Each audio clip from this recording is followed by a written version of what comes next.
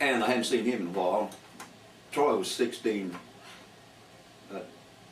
He's about 18, 17 years old. I was a couple years younger. Anyway, I find him, and he's living in the house with his mama. Had an apartment rented in a big old house. And I found Troy and everything. Back then, Troy dressed real sharp and everything. And he said, "Man, we'll go out and hear some bands after a while." And I said, "Yeah, we was bands playing everywhere in Beaumont." I said, "That'd be fine." He said, "Well, I'll go ahead and get ready."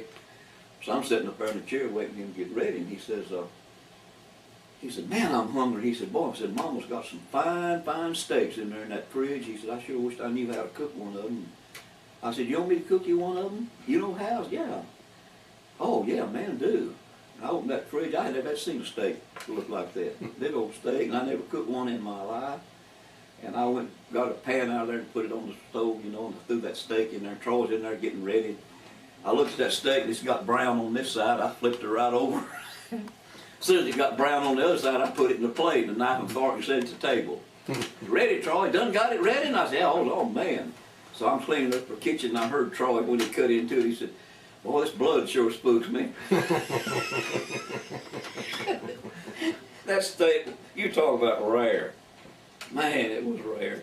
Now, things just didn't hardly work out too good for Troy, did they? No, everything was always... Before we get to the pasture story, tell the one about when he's with the River Road Boys. Y'all went up, I think, when it was a Tulsa. Y'all were going to work up the two parts with the guitar and the fiddle and everything. Yeah, yeah, yeah. That was hard to describe without seeing it. They done one of the first Western Swing things in Tulsa, and they called and invited us to be on it. And Bob White had left us. He was in Nashville at the time, so Troy was on fiddle. And we was going to go up there and play in Tulsa. Man, they're going to have John Lee Wills' band. They're going to have Leon McCullough and Red Stigall, and I don't know who all. Big deal, and a bunch of the ex-playboys and all that. So here we are, just a 5 or 6 piece group. So we're going to rehearse over at Tommy's house, and I said, "We need to work up a little medley, Troy, and between the fiddles and the guitars." And okay, I said, "So why don't we do this? We'll start this off on fiddles, whatever it was.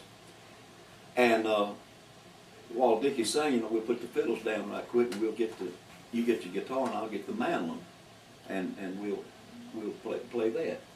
Do it that way." "Yeah, okay." So we go over to Tommy's house and the band, you know, and we rehearse, and me and Troy with the fiddles, and you got to take your fiddle and hang it back on the amp, and then you get the mandolin of the guitar off it and get in position and ready to play. And that was the bit we worked on. So we rehearsed it over there several times, and it worked pretty good. So the next night we was going to play at the Esquire Ballroom, where we played regularly. So about halfway the job, well, we decided we'd do this medley thing before we get to Tulsa. We're going to rehearse it on the job. So we started off on the fiddles, and we get the fiddle part, and you got to put your fiddle down quick. Well, Troy forgot that we had to get the guitar and mandolin. So he's standing there. You got through the fiddle bit. I'm turning around. I'm getting the mandolin. I said, "Troy," and then he snapped, you know. So he turns around and he hangs his fiddle up, and he grabs the guitar, and he spun back around. Too late. Didn't make it. Okay. So we play a little while. So after a while, a little later in the dance, we called it again. "So forget, Troy, you got to put your fiddle." "Oh yeah, I got it." So this time he said, we get through the fiddle part, he's still in the hassle again. He turns around and hangs his fiddle on the front of the amp, and he gets the guitar card around the fiddle, and he always bounces when he's playing, and he's out at the end of that card, and he's bouncing, doing the guitar part, and his fiddle's doing whoom, whoom, just bouncing against the front of that amp. And that didn't work out. So the next time, toward the end of the job, I know the people are about tired of hearing it, we're going to try it one more time. Almost the end of the job. He said, I'm ready this time," he said. "I'll be ready this time." So we get to the end of the fiddle part, and he hangs his fiddle up, and he reaches around here and grabs his guitar, and he didn't have time to put the strap over his shoulder. Well, you can't stand up and play a guitar without a strap, so he ends up on his knees facing the amplifier with his back to the crowd playing his part. He said, "You know, I'll play one more time." I said, "No. No, we don't need to do this in Tulsa." It never worked. We never did get it, you know. I know y'all was playing at the Ice House, and he come in one time, and you hit a note on the piano, and he... Yeah, our band kind of started at the Ice House. We were up at Frank's Ice House, and I was playing up there first, and then it gradually got into Bob White being up there and all. We ended up with a good band. Of course, all of them was up there. And we was playing 3 nights a week, so I was playing fiddle and piano. And we played on Friday night, and we just leave our stuff set there.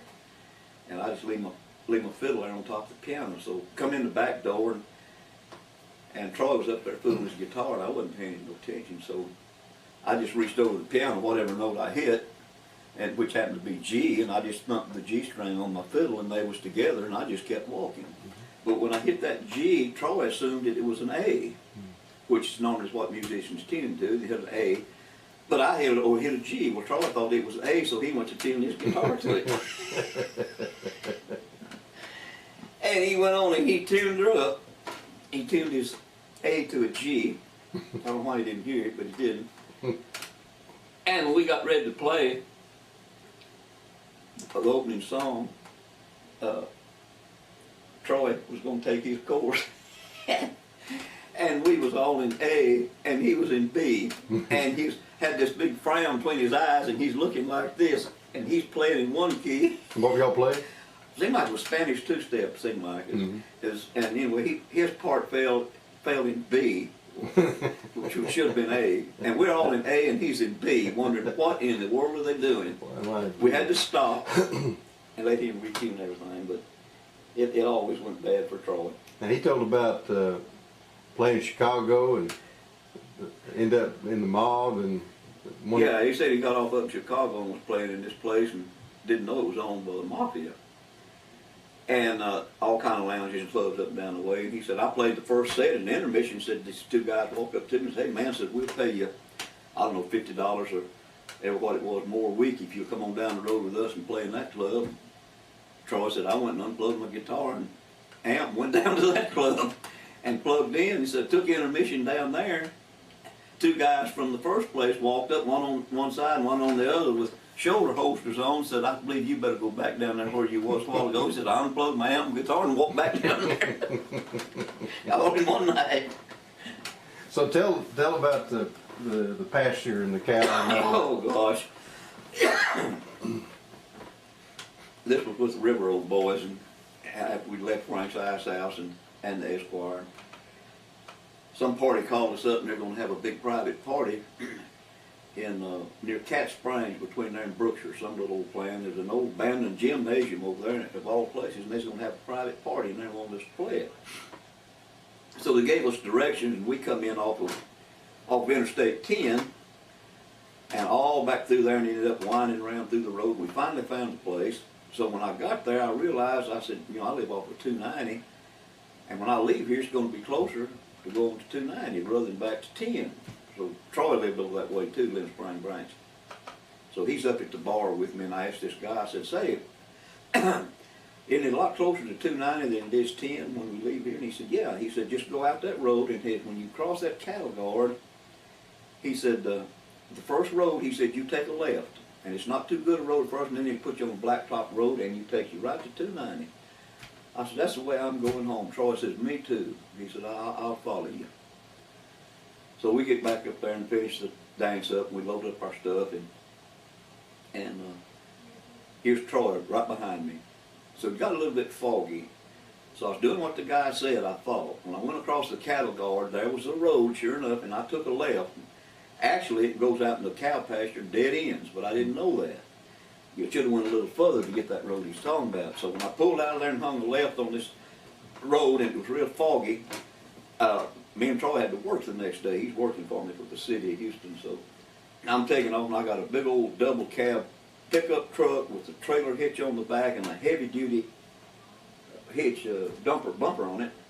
And Troy's got an Oldsmobile. Troy's right on my bumper, and I'm taking off down this bad road not knowing it was getting ready to dead end. Troy's back here. And the minute this road played out, and I run off and went off in a great big mud hole and sunk plumb down to the back bumper in that truck. And here comes Troy, wham, with his grill on that Oldsmobile right in the back of the truck. And he said, took his head out, Clyde, what in the hell are you doing? What am I doing? So he puts her in reverse and he backs up a ways.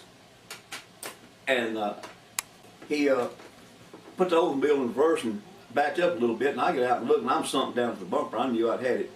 And it was foggy, and there was two old cows looking over the fence.